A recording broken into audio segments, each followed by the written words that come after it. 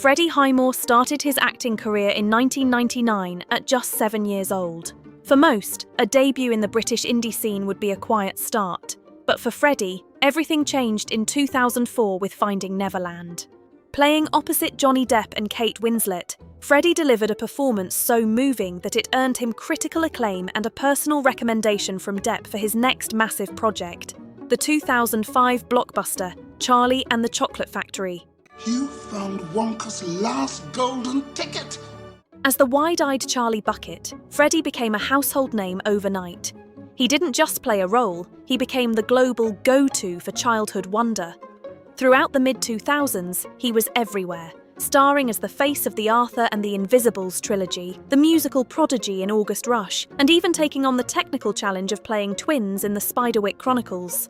By the time he voiced Astro Boy in 2009, Freddie Highmore wasn't just a child actor, he had become a global brand. His face was synonymous with a specific kind of cinematic innocence. I want to be a professional poker player when I'm older. Or a comedian. Usually, this is the part of the story where things go wrong. We've seen the child star trap play out dozens of times, the crushing weight of fame leading to burnout, legal trouble, or a desperate public struggle to stay relevant. But with Freddie, the script flipped. Today, he is one of the most respected leading men in television. He didn't just survive the transition to adulthood, he redefined it. From his chilling role as Norman Bates in Bates Motel to his inspiring portrayal of Dr. Sean Murphy in The Good Doctor, Freddie has built an acclaimed career defined by quality and range. He has moved behind the camera as a writer, director, and producer, and he has done it all without a single tabloid scandal, public meltdown, or controversial tweet. He even managed to keep his 2021 marriage a complete secret until he revealed it on a talk show months after the fact. I'm married to a very wonderful woman now. But how did he do it? How did he defy the infamous child star curse and avoid the traps that have claimed so many of his peers? How did he manage to grow up in front of the world's cameras and still come out the other side as a normal human being? Freddie Highmore didn't just stumble into the spotlight. He was practically raised in the heart of the British film industry. Born in London in 1992, Freddie was the son of Edward Highmore, a working actor, and Sue Latimer, a prominent talent agent. This is a crucial detail because for Freddie, the entertainment industry was never a dream to be chased. It was simply the family business. His father, Edward, was a familiar face on British television throughout the 80s and 90s, with roles in series like Doctor Who. The two even shared the screen early on in the TV movie. This meant that from his very first steps on a professional set, Freddie wasn't surrounded by strangers or high-pressure handlers. He was quite literally being mentored by his father in the middle of the work. While his father provided a grounded view of the craft, his mother, Sue Latimer, provided an expert understanding of the business. As a high-level agent representing names like Imelda Staunton and Daniel Radcliffe, Sue wasn't an outsider looking in. Instant success can be very difficult to deal with because even those that receive that can get... It would be so strange that they don't have a time when they're out of work or suffer. Yeah. And I think if you can learn that at the beginning, that's part and parcel of your career going forward. In most Hollywood stories, the stage parent is a cautionary tale, someone pushing a child toward fame for their own gain. But in Freddie's case, his parents acted as a professional shield. Because his mother was also his agent, the decisions regarding his career weren't made in cold corporate offices. They were made at the dinner table. This upbringing stripped away the glamour that often leads to ego and burnout. For Freddie, acting wasn't a path to social validation or a mystical escape. It was a trade. It was a job to be done well, alongside people he trusted, before returning home to a normal life.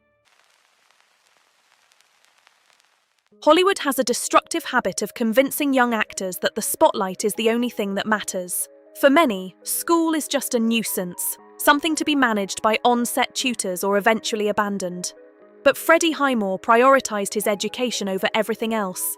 While starring in some of the biggest films of the 2000s, Freddie maintained a grounded reality by attending a traditional school in North London rather than a professional academy. He eventually earned a scholarship to the prestigious Highgate School, where he applied the same meticulous focus to his studies as he did to his films.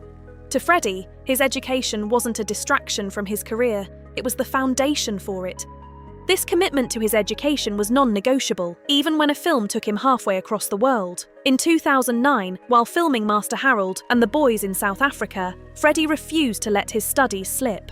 He worked with a local Cape Town tutoring agency, Teach Me Too, to stay on top of his curriculum between takes.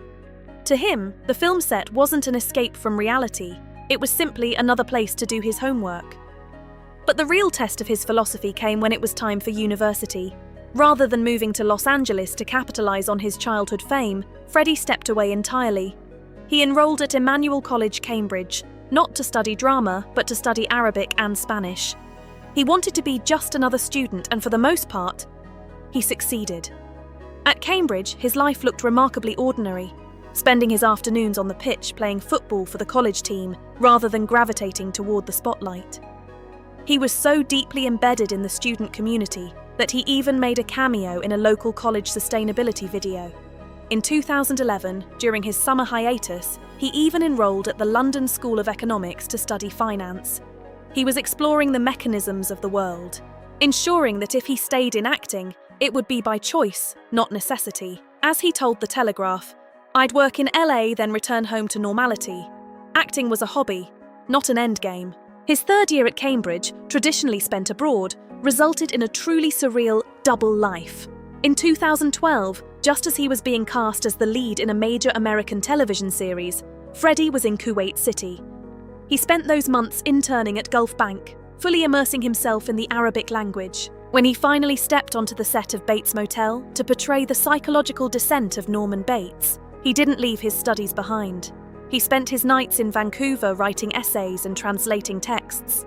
Then, after wrapping season 1, he chose the quiet of a law firm in Madrid over the noise of a Hollywood press tour. There, he worked as an intern handling English to Spanish translations, seriously considering a career in law. Because he remained committed to finishing his degree, he had to manage a grueling logistical double life. Even routine promotional appearances for Bates Motel required remarkable effort. Okay, what time is it in England right now? 4 a.m, so it's nice and early. Nice and early, and we're gonna have a really wonderful delay too, so we're gonna have to see how we can work around this. In 2014, he graduated from Cambridge with a double first-class degree, one of the highest academic honours in the United Kingdom.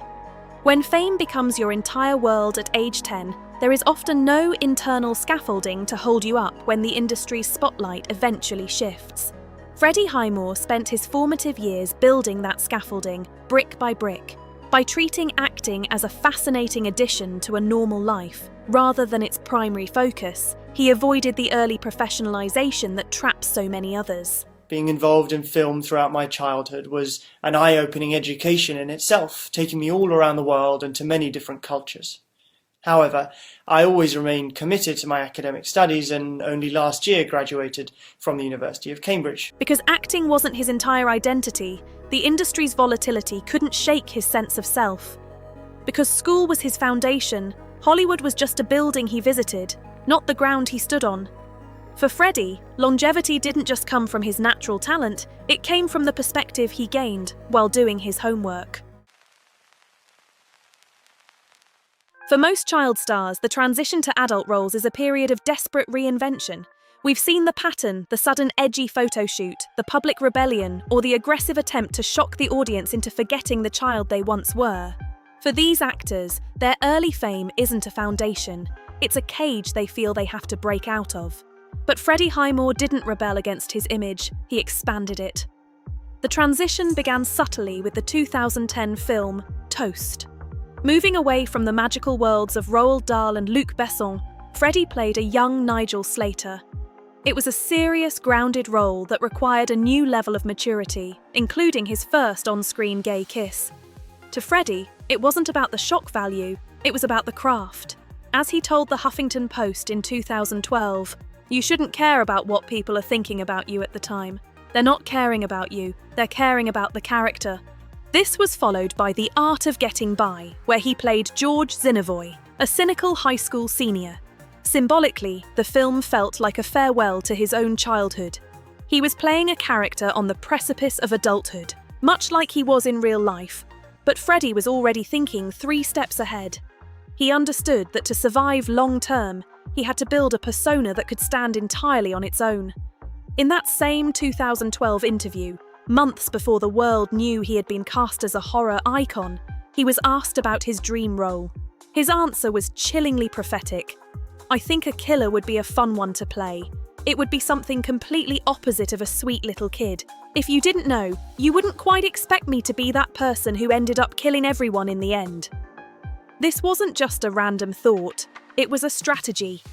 Shortly after, Freddie moved to Vancouver to inhabit the mind of Norman Bates in Bates Motel. This was the masterstroke of his career.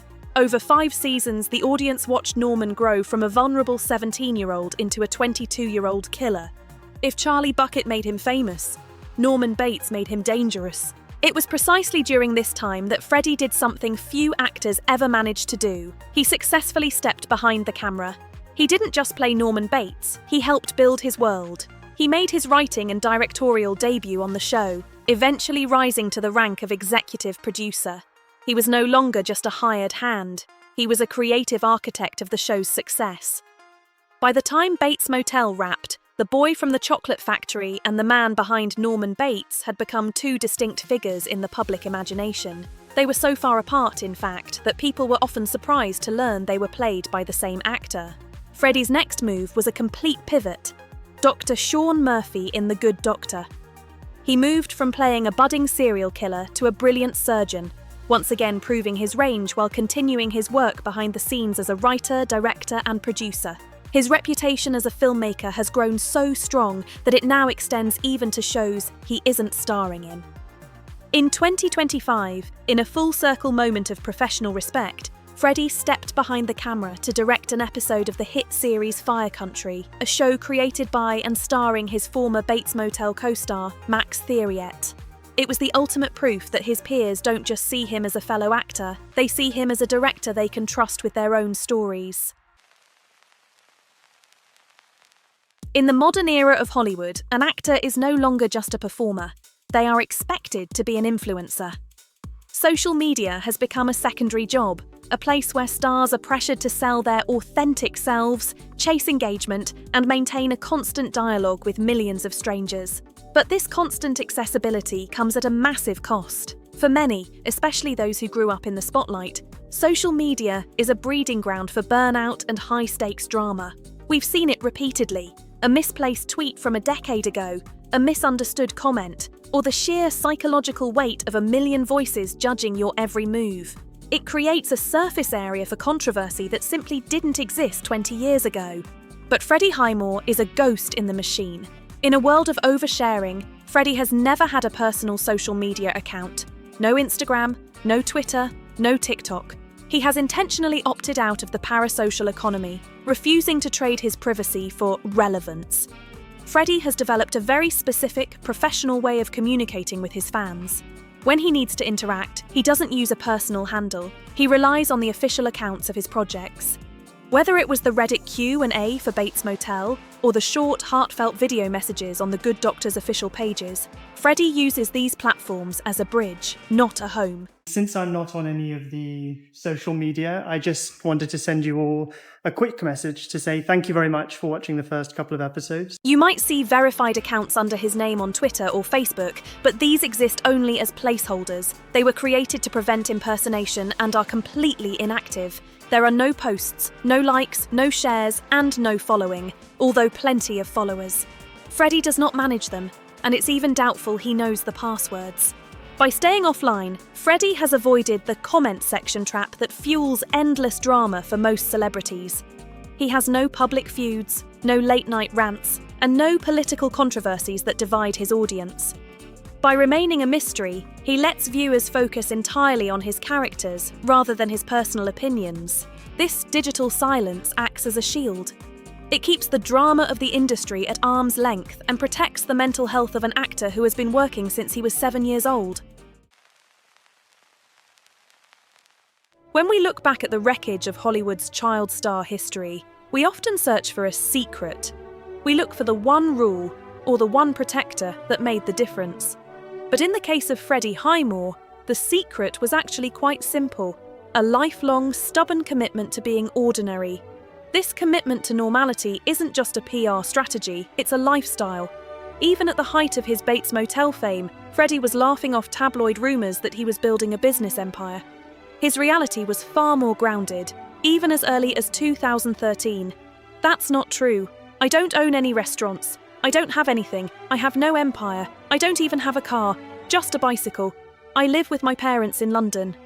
Even today, as one of the most successful actors on television, Freddie is frequently spotted by fans riding the London Underground, often standing up to give his seat to others. These small, quiet choices helped him stay grounded amid the pressures of the industry. By treating acting as a fascinating addition to his life, rather than the core of his soul, he ensured that he never became a prisoner of his own fame. He didn't avoid the child star trap by luck. He avoided it by choice. He chose the library over the after-party. He chose a double first degree over a permanent move to LA. And he chose the privacy of a normal life over the constant noise of the digital age. He proved that you don't have to lose your childhood to have a career. And you don't have to lose your mind to be an artist. He didn't just survive Hollywood. He remained a person that Hollywood couldn't change. In an industry built on smoke and mirrors, Freddie Highmore found the one thing more powerful than fame: the quiet, stubborn power of being himself. Thanks for tuning in. If you like this video, drop a like and subscribe so you don't miss what's coming next.